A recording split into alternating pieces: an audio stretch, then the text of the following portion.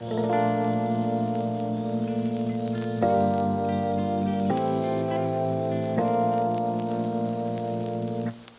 Sandy business owners, well we're at Lake Tekapo now and it's cool to be able to show you the lovely turquoise look of the water, which we can see a bit better here.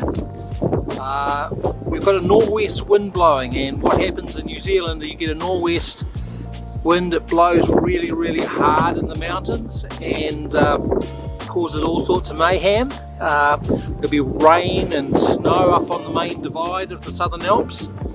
But after that, after it's blown through, you get sometimes really cold weather coming through and then settled weather. So we're hoping that if we hunker down here for a few days, we'll reap the rewards of some very nice views after that. Lake Tekapo is a terminal lake, again formed by a glacier that was once right down here. You can see the moraine that the glacier has left.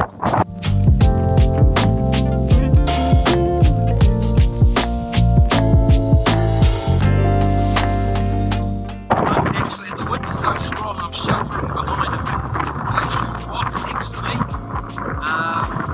because the wind is really strong today. So yeah, Judy and I are going to hunker down.